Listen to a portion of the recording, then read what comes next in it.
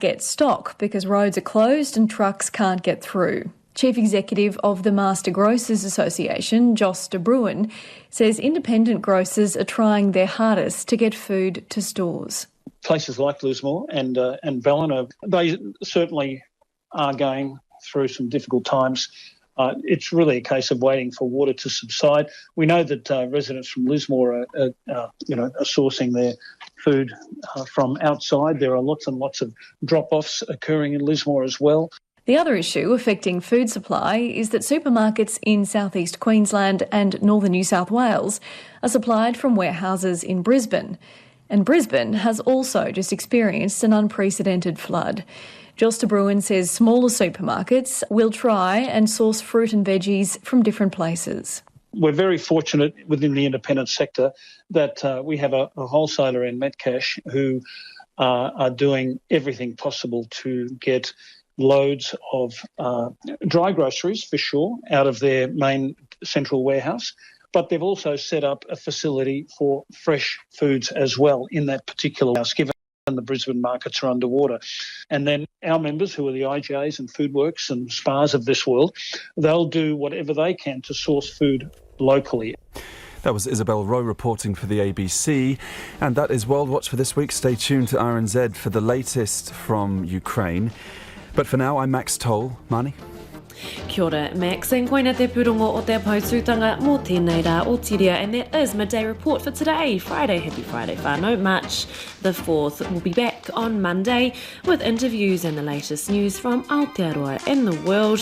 Thank you for joining us. Thank you to all the producers and operators who, without them, this show wouldn't happen or anything on RNZ. So nei te mihi kia koutou. But for now, have a beautiful day. Kia pai tō koutou rā. Kia tau te rangi Māori.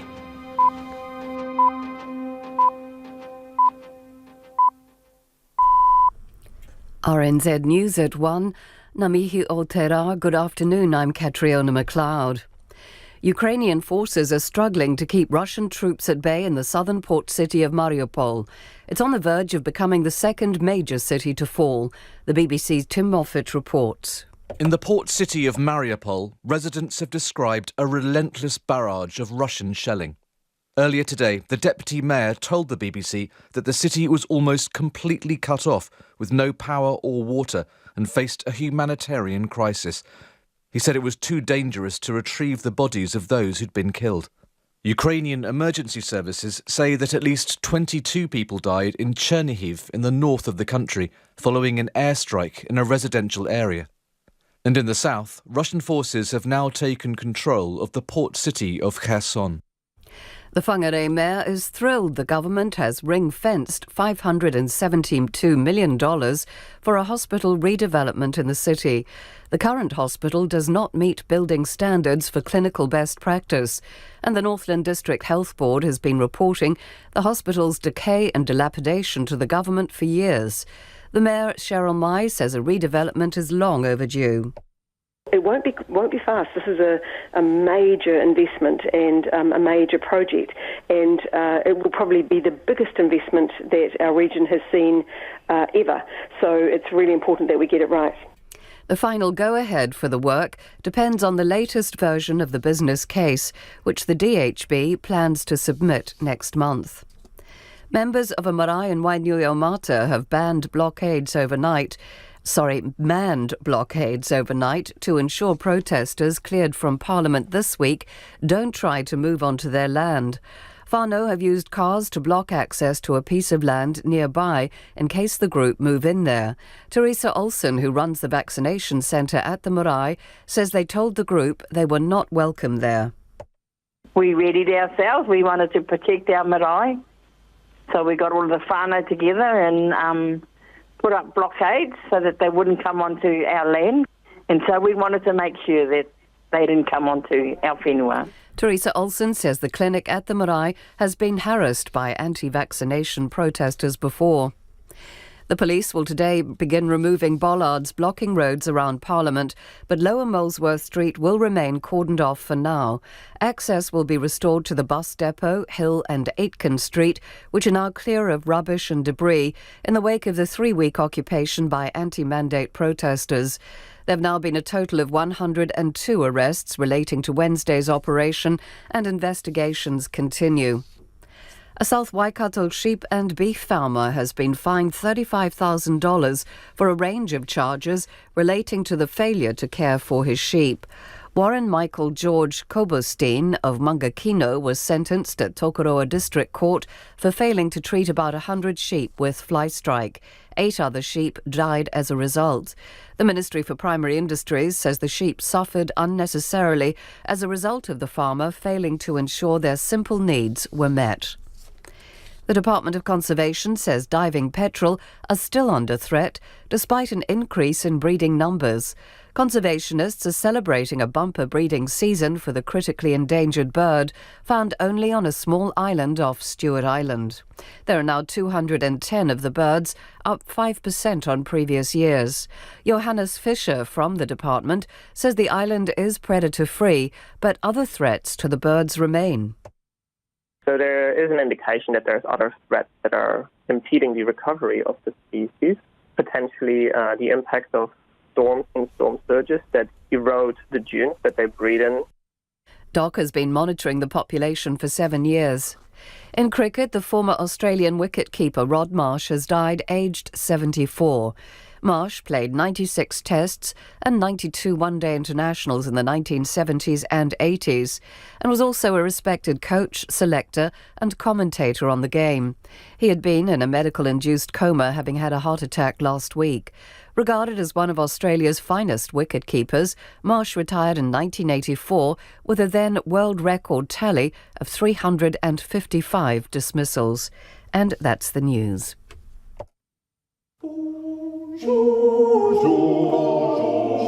On Standing Room Only, if you think you can or want to sing like this, Timothy Wainwright is the man to see. The former King singer is setting up a touring a cappella academy in Aotearoa. Meanwhile, composer, drummer and bon vivant Gareth Farr unleashes a new work at the Auckland Arts Festival. And Scale Studios make state-of-the-art miniature models for movies through to high-end artworks. Sound and vision. Standing Room Only with Lynn Freeman from midday Sunday on RNZ National. Te reo irirangi o Aotearoa, funded through New Zealand On Air. Jessie Mulligan is along in a moment, but first the forecast from Met Service to midnight Saturday.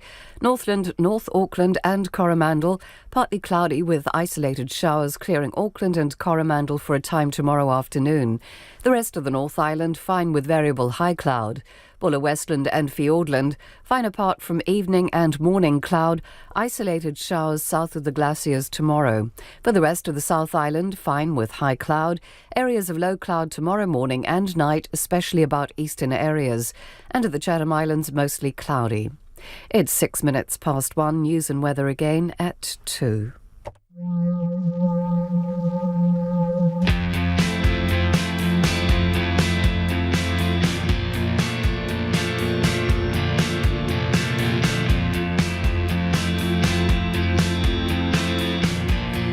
Hey, good afternoon. Welcome to Friday. This is a New Zealand artist called Phaser Days, and she is one of the artists we'll be featuring in today's New Zealand Live encore performance. Our sound engineer Andre has gone through the archives for some of the best live performances ever created here at RNZ, and today we'll hear from a few different bands, including this one. Brooke Fraser's in there as well. And that's about 2:30 today. I have my eye on the COVID numbers for you, and they are not through yet. But as soon as I get them, I'll give you a summary of where we're at. Yesterday's number was 23,183. We've got heaps to do today, actually. I'll be joined by Benny shortly, the artist who has a new EP and a song to play for us as well today before going on tour. And then the emissions trading scheme, a pretty complicated scheme that most of us probably don't have our heads around. One part of it that may be about to change is the role that pine forests will play in that scheme. So the government's proposed a change that the pine forests won't the permanent pine forests won't earn carbon credits. Why might that be, and is that a good idea or not? I'll be joined by Dean Bajent-Mercer, who's a regular voice here on RNZ. He's with Forest and Bird, and he says that's a good change. He'll explain to us why. And then we'll meet environmental activist Jamie Joseph. She is back in New Zealand. She founded an organisation called Saving the Wild, and she's doing so many interesting things. She's focused a lot of her attention on poaching of rhinos. She has a new project installing beehives. It's kind of trying to get the bees and the elephants to work together. That's a social enterprise. She'll tell us all about that. And she's made a short film on elephants as well. There's only 20 of these particular elephants left in the world, and she'll tell us about their plight and why she wanted to share the story with the world. If you have been watching and hearing coverage of Ukraine and wondering what you can do, if you're in Auckland, there's a really easy, almost selfish way to support the Ukrainian cause this weekend. You can go buy some lovely baked goods. We'll tell you about that. After 2 o'clock, Ali Ventura is here. She's been to see The Batman, which is how they're styling the latest Batman film. And she's also watched one called Bergman Island, which is about a couple of filmmakers on a working retreat on a Swedish island, the same island where Ingmar Bergman was inspired to write his screenplays. I don't know Bergman's work well, but some of the people who I really rate and love have him as sort of one of their idols. We'll see what Ellie's got to say about this, which is on Rialto at the moment. Then we'll trip across to Waiheke Island, where artist and sculptor Anton Ford has just revealed a new work. It's hard to miss. 55 individual po installed 2 metres apart and a bit of a woven pattern that visitors to the island will be able to see as they come and go on the ferry. We'll talk to Anton about how much work went into that and why he wanted to do it. Then New Zealand Live at about 2:30 today. Jess Daniel has a recipe. Are the Feijoas falling where you are yet? They won't be far away. Jess has a favourite cake, which was also her wedding cake. And it's a Feijoa cake. She'll tell us how to make it. Music with Charlotte Ryan, and then Stan Scott is in answering your DIY questions. If you've got something that needs doing around the house, send me a text, tell me what you're up to, and see if Stan can give you any advice or assistance. 2101 is the text number, or if it's easier, send me an email to jessie@rnz.co.nz. Our critter of the week today is the robust skink, which is a big lizard, it's 30 centimetres long at its max, and pretty wide as well, like a big sausage. Nicola Tuki will tell us all about it, head of Wallace Chapman in the pre-panel. The COVID numbers are in and they're down. So we've gone from 23,183 community cases yesterday to 22,527 community cases today. We don't read trends into one day, do we? But it seems like something worth feeling good about. The day before it was 22,000 as well, so that's 3 days with almost identical, well not identical, but very similar numbers. The numbers in hospital have gone up again, not by as much as yesterday, but there are now 562 people in hospital and 11 in ICU. More than 130,000 orders were placed through that RAT requester site yesterday, the Rapid Antigen Test requester site. And my personal experience after ordering some today was that there was a very... Well, with at home, they might feel a little bit unwell with cold and flu symptoms, but generally they're actually able to manage within their home.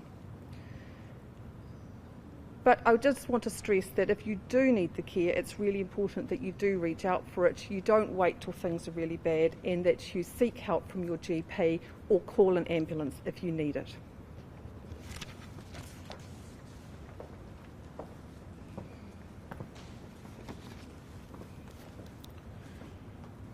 Thank you, Christine.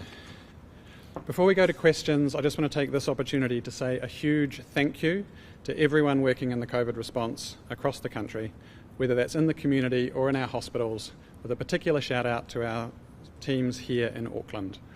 All parts of the system are incredibly busy right now, and the dedication and professionalism that people are showing across the response is inspiring. Our teams are doing an amazing job caring for patients, and amongst all the numbers, it's important to acknowledge the additional effort being made by our people, and in particular their ongoing flexibility and goodwill as we provide care for the community. Thank you, and so at that point we're happy to take questions.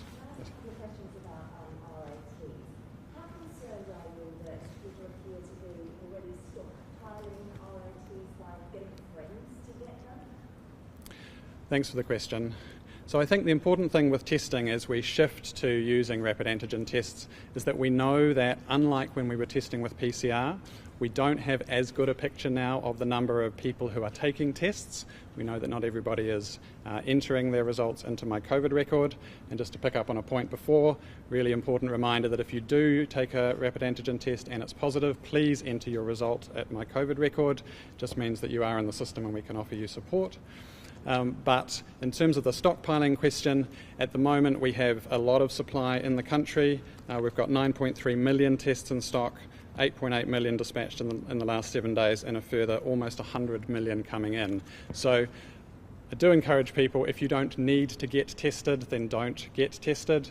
But right at the moment, we're confident that we have enough supply for people who need it.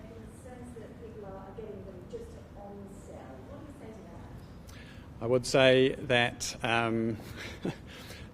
look, we're all in this together. I think as both colleagues here have said, this is a whole system response. We need everybody to be playing their part.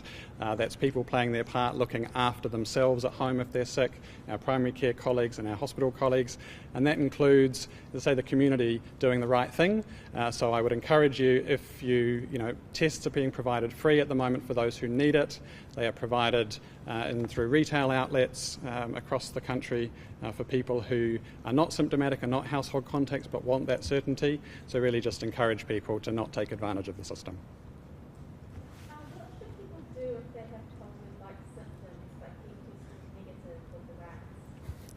Yeah, another good question. So we know that rats as a test are not as sensitive as PCR. So I guess my advice is it depends on how important it is that you have a result. So for our critical workforces, then we really encourage people to, if they have ongoing symptoms and they're getting negative rats, particularly after 2 negative rats, our advice would be to seek a PCR test for confirmation. Although we have switched most of our testing response away from rapid antigen tests to away from PCR tests to rapid antigen tests, we still have good capacity for PCR, and it is there as a confirmatory test for people who need it. Is there still a backlog with the PCR tests? So obviously that's been a significant interest this week. There is still a backlog, but we expect to have that cleared over the weekend. In regards to hospitals, how many staff are offset currently? How many of those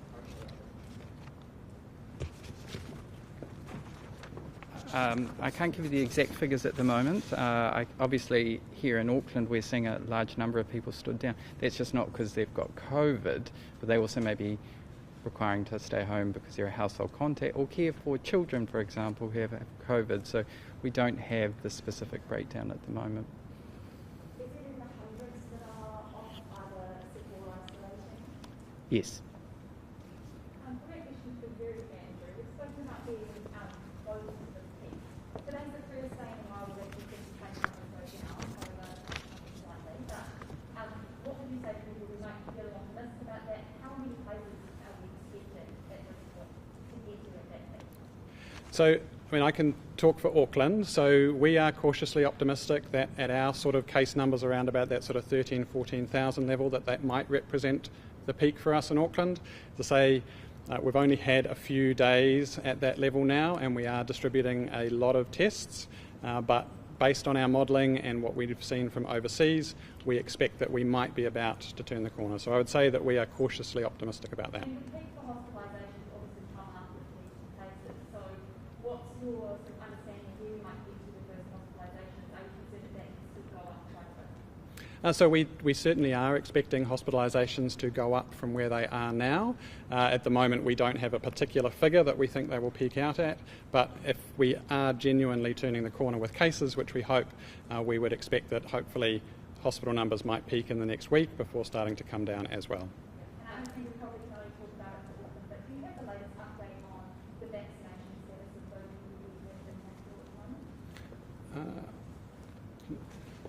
We'll be able to provide that with the 1 p.m. update written report from the Ministry of Health. Sticking with hospitalisations, I don't know if this is Dr. Jordan or Dr. Oldo, either or. Hospitalisations have already exceeded the best case scenario, and Dr. Bloomfield yesterday was talking about hospitalisations peaking in the next 3 to 4 weeks. So, have you hit your worst case scenario yet? Are you on that track to the worst case scenario? No, I don't think we are on a worst case scenario. So one of the things that's really tricky, and we've seen this overseas, is for hospitalisation, seeing who's coming into hospital who has COVID versus those people who come into hospital because of COVID. So when we're talking about the capacity of deterioration of patients for COVID, that's quite different from people who have just tested positive but are coming in to deliver their baby, come in for back pain unrelated to COVID. So at the moment, that still puts pressure on the bed pool and obviously the staffing requirements to care for them, but it hasn't really exceeded our expectations at this stage for COVID-related sickness, for example. So around sort of 550 people in Auckland Hospital, around 550 in hospitals at the moment, or 450, somewhere around that. But what's your maximum capacity for COVID patients, and when does it start being a potential risk to patient safety? Yeah, so what we have in place at all of our hospitals across the Auckland Metro region is for stage plans to grow our COVID capacity in our wards. So whereas in Delta we had maybe 1 or 2 wards dealing with those patients, we're now sort of extending those wards out to 3 and 4. So that's extending those conditions that were provided in that 1 ward previously to more wards. And we'll see that happening a lot more because people will need to obviously come to hospital for other reasons, so we'll need to put those COVID precautions across a greater number of wards moving forward. Sorry, Luce? No. On the subject of reporting Brexit, what's the easiest way to report a child to hospital? Because we've had reports that people have been on quite for hours without trying to do so. Obviously, children don't have time. Yeah, we're working very hard to clear that backlog, get those wait times down. I think actually the 0800 number for children is probably the most convenient way to get that set up, just because of the difficulties with not being able to have a My COVID record when you're young. So what would you say to parents who are waiting hours and trying to report their children? Yeah, just obviously call back later. If you're waiting a long time, just call back later. There are times where we have peak numbers of calls. Obviously, we don't want you to have to wake up at 2 a.m. and call us, so we are shifting our staff around to meet those demands at all of our call centres. Just a GP question. I spoke to a GP out in South Auckland today who said he was really concerned about the workflow and that it's having an effect on sort of nurses, doctors and admin staff like receptionists. What support has been put in place for primary care clinics? Thank you. Yeah, that's a really good question, and no doubt there are, without a doubt, there are GP clinics who are under a lot of stress at the moment with the number of numbers coming through, but also experiencing staff sickness themselves. We are working really hard to support those practices, both the PHOs, the primary healthcare organisations, and the whānau HQ hub to support those practices. And part of that is actually supporting those practices to be able to prioritise and really encourage them to really look and see who really needs actually to have that daily call and things like that, and who actually is coping really well at home, just managing themselves. So I think that's really important, but what I would ask those practices to do is to reach out to their primary healthcare organisation and explain the concerns that they have, and we collaboratively will support them around that, and we have some tools in place and things to help with that side of things. Yep. He said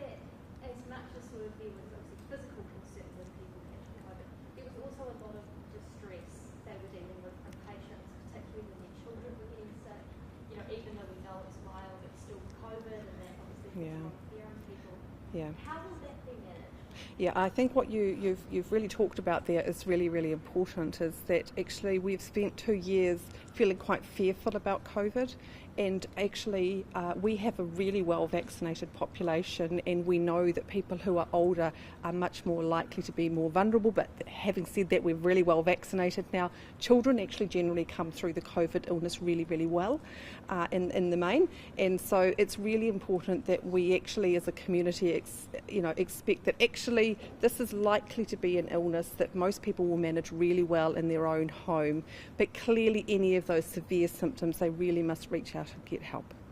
And just finally, the GP I was speaking to, Dr. Aki said that at his clinic it was already not business as usual. They were having to stop things because of the workload.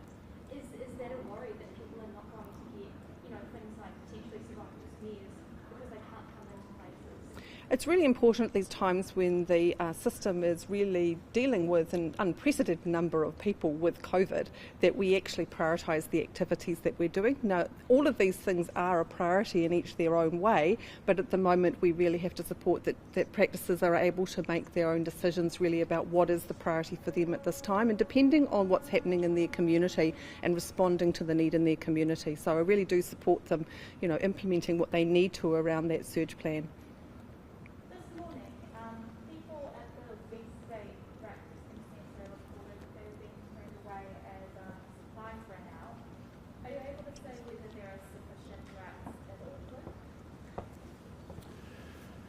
Thanks. Yes, and I suppose I'd start by apologising to people who waited for rats and weren't able to collect them.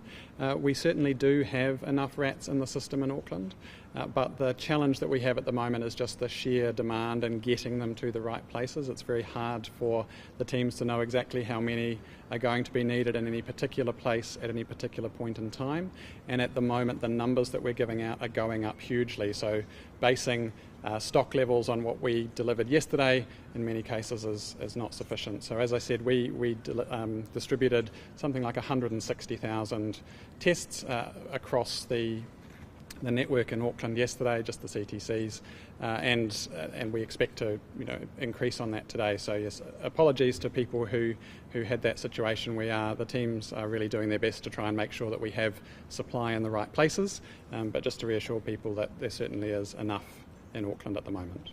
And what's being done to ensure that people can meet them? So at the moment, the criteria for people who need to get them are quite clear. So people need to have symptoms or be a household contact. So if you're going to one of our community testing centres, then the teams there are screening people to see whether, making sure that people who are collecting them are in fact the people that we want to be collecting them. And now with the online ordering form, there's a system there where you go through and it helps guide you to see whether actually you need to be collecting them or not. We are monitoring as best we can who we give test kits to. As I say, that's with the volumes we're giving out, that's really hard, so we don't have a really good idea of all the tests that are being given out, which parts of the community they're getting to. So we are working closely, particularly with our community providers, our Māori and Pacific community providers in particular, to make sure that they have good access to tests for their populations as well. How are you ensuring that rats are getting to incredibly vulnerable communities like the homeless community? Yeah, great question. So I think a little bit building on my previous answer, we are working directly with those collectives, so with the City Mission as an example, with our Māori and Pacific providers, and we're really fortunate that we've been planning for this for about 2 years, not specifically for rats distribution but for COVID generally, so we've got really good relationships across the system with those providers, and so we're working really closely with a lot of NGO and community partners to make sure that they have good access to rats for the particular populations that they serve. And then just one more question on boosters actually. How is the sort of booster drive going in Auckland, and are you worried it's not Thank you for that question. I would always like it to go faster. That's part of my job. I'm happy where we're up to with boosters. We're touching on 70% across the country. That's pretty good. Not many countries have been able to enter into an Omicron outbreak because they were dealing with it at the time. let alone with that number of boosters already delivered as you go through the surge. So although I'm happy, I'd be happier if it was much higher. What would you say to people going, oh, well, you know, I've had 2 doses, surely I'll be fine, don't need that third? What would you say? Definitely get your third. And the reason I say that is because the third is really important for protecting you getting infected. And if you can protect yourself getting infected, that's really good for everyone else in your household, but also so that you don't have to take any time off work, end up in isolation. So those are the really important messages, that that booster does work, and it works really well. Question about hospitalisation. Sure. Can you paint us a picture about who it is that's ending up in hospital? For the most part, are we seeing it's people that have, you know, quite a number of underlying health conditions, or are we also seeing people ending up in hospital that would otherwise be considered to have a perfectly normal, you know? The vast majority are those people that we knew were at high risk of getting unwell with COVID. So they either have some illness that puts them at greater risk of being hospitalised.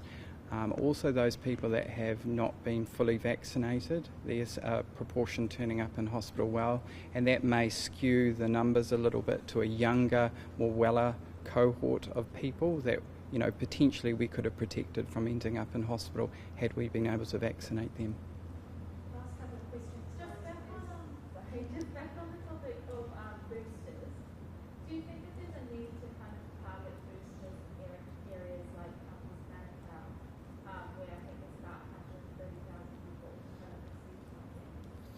Yeah, so I think we definitely have done. So those programs and networks that we use for dose 1, dose 2 in the original rollout, places like Manurewa Marae, Papakura Marae, our Pacific providers that work out in South Auckland,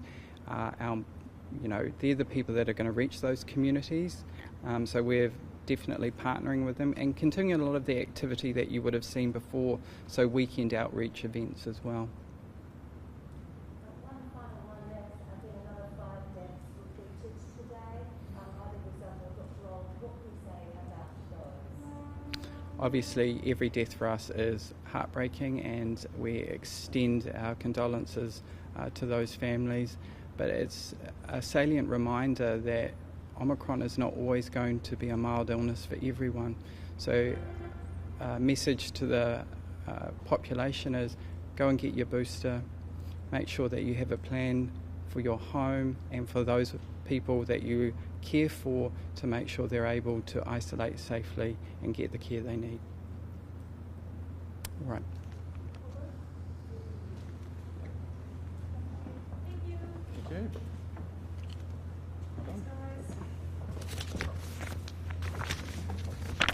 Three copies of the same thing.